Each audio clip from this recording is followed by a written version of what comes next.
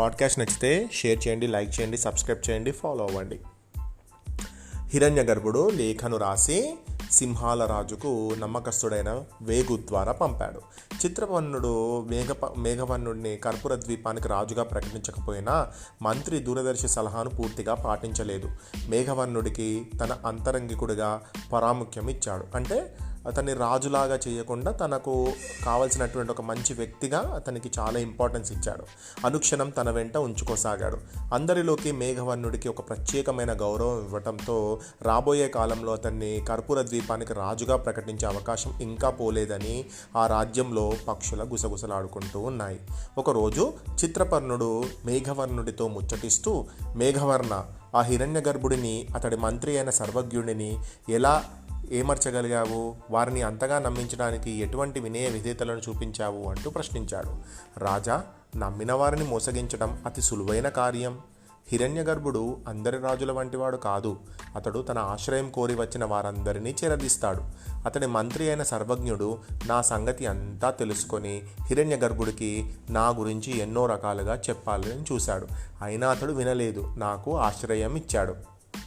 తెలివితేటలు ఉండాలే కానీ అమాయకులను గుండె తన వద్ద లేదని మోసం చేసిన కోతి వలె మోసం చెయ్యటం ఎంత తేలిక అంటూ చెప్పాడు మేఘవర్ణుడు. అవునా, ఏమిటా కోతి కదా? చెప్తాను వినండి రాజా అంటూ మేఘవర్ణుడు చిత్రవర్ణుడికి కోతి మొసలి కథను ఈ విధంగా చెప్పాడు. కోతి మొసలి కథ. పూర్వం ఒక నక్క ఇలాగే అందరినీ మోసం చేసి చివరకు తన మోసం బయటపడి ప్రాణాలు కోల్పోయింది. ఆ కథను కూడా చెప్తాను వినండి అంటూ కథ ప్రారంభించింది. పూర్వం గంగా తీరంలో ఒక పెద్ద నేరేడు చెట్టు ఉండేది. ఆ చెట్టుపైకి ఎక్కడి నుంచో ఒక కోతి వచ్చి చేరింది.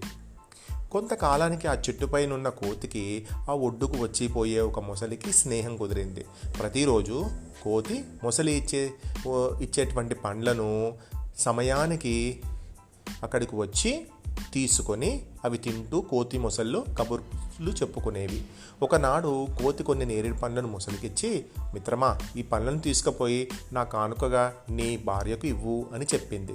మొసలి ఎంతో సంతోషిస్తూ, మిత్రమా, నిజంగా మిత్రుడంటే నువ్వే.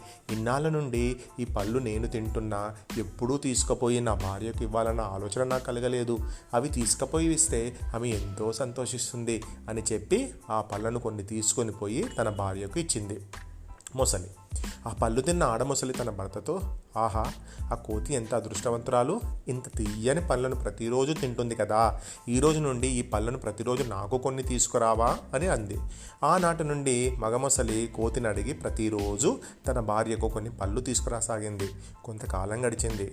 ఒకనాడు ఆడమొసలి, ఆహా, తింటున్నా కొద్దీ ఈ పండ్లు తినాలనిపించడము, తీయదనం రోజు రోజుకు పెరిగిపోతుంది కదా, ఇటువంటి పండ్లు తిన్న ఆ కోతి మాంసం తన గుండె ఇంకెంత తీయగా ఉంటుందో అని దానికి దుర్బుద్ధి కలిగింది.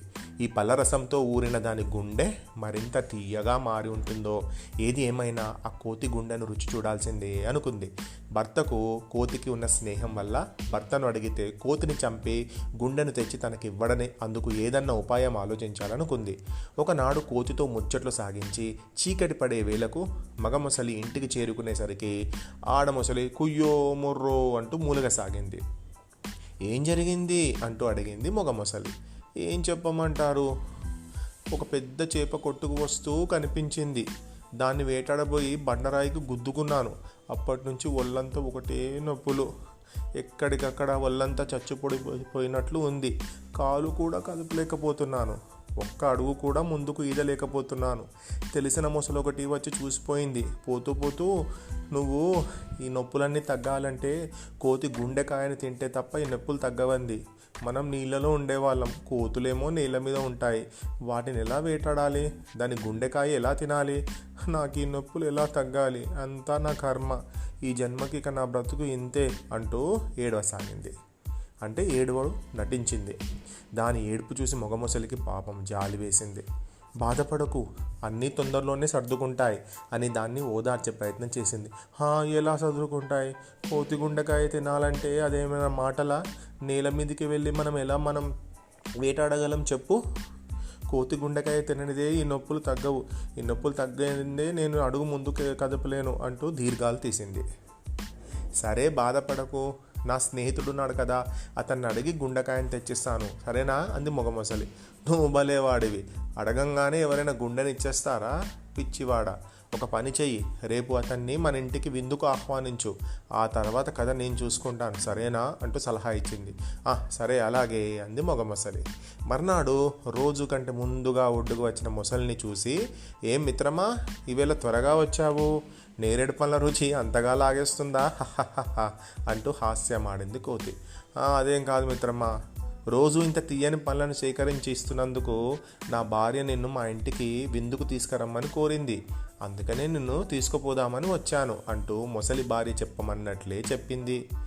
ఆహా, మీరెంత మంచివాళ్ళు, మీ అభిమానానికి కృతజ్ఞతలు మిత్రమా.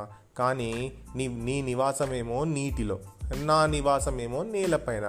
నివాసం అంటే నేను ఉండేది, నాకేమో ఈత రాదు, మరి ఎలా నీ ఇంటికి రాగలని చెప్పు మిత్రమా అంది కోతి.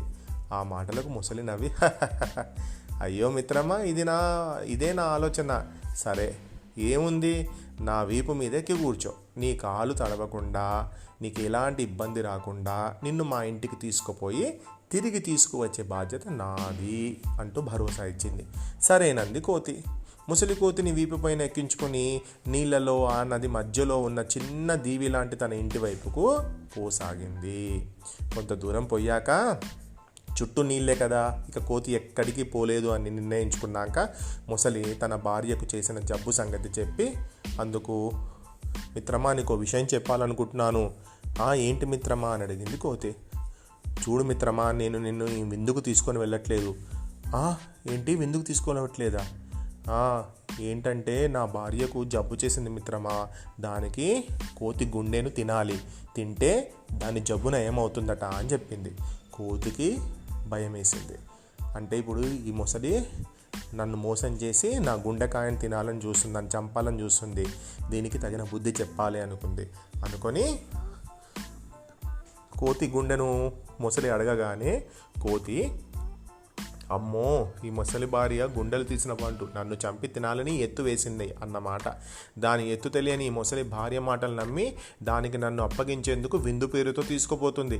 ఎలాగైనా దీని భార్య నుండి తప్పించుకోవాలని ఆలోచించి మొసలితో, అయ్యో మిత్రమా, ఈ విషయం నాకు ఒడ్డునే చెప్పి ఉంటే ఎంతో బాగుండేది కదా అంటూ ఎక్కడ లేని విచారాన్ని నటిస్తూ అంది.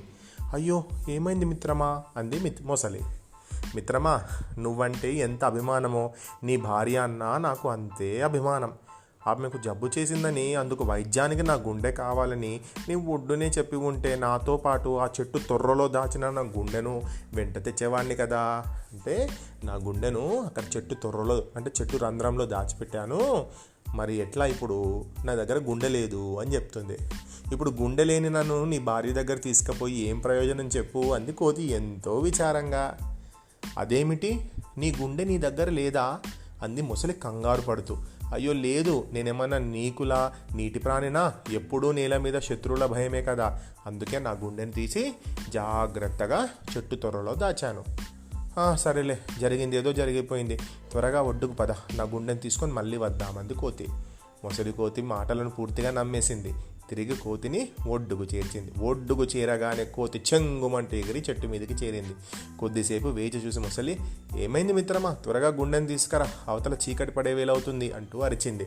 చెట్టు మీద కోతి 4 నేరేడు పళ్ళను కోసి మొసలి దగ్గరకు విసిరేస్తూ, పోపో నమ్మక ద్రోహి, నిన్ను నమ్మి స్నేహం చేసినందుకు నీ భార్య నన్ను చంపి తినాలని ఎత్తు వేసింది, అందుకు నువ్వు సహకరించి నన్ను తీసుకుపోవడానికి వచ్చావు. మూర్ఖుడా, ఎవరైనా గుండె లేకుండా బ్రతుకుతారా? నువ్వు ఎర్రిదానివి, నిన్ను నమ్మినందుకు నన్ను మోసం చేయాలనుకున్నావు, నన్ను నమ్మావు కనుక నిన్ను మోసం చేసి నా ప్రాణాలు నేను కాపాడుకున్నాను. పోపో, ఇక నీ స్నేహానికి నేను నీ స్నేహితున్నే కాదు అని కసురుకుంది. చూసారుగా ప్రభు, అమాయకులను నమ్మిన వారిని మోసగించడం ఎంత తేలిక. నేను హిరణ్యగర్భుడి దగ్గరకు చేరింది అతనికి చేటు చెయ్యడానికే, అది ఎప్పుడూ నిద్రలో కూడా నేను మర్చిపోలేదు, అందుకు అవకాశం కోసం వేచి చూశాను. ఓర్పు లేనివాడు ఏ కార్యమూ సాధించలేడు. పూర్వము కప్పలను మెక్కటానికి ఒక పాము కూడా ఎంతో ఓపిగ్గా ఎదురు చూసింది. ఆ కథను చెప్తాను వినండి అంటూ కప్పలు పాముల కథను చిత్రపర్ణుడికి చెప్పాడు మేఘవర్ణుడు. మరి ఆ కథ ఏంటో నెక్స్ట్ పాడ్కాస్ట్లో విందాం.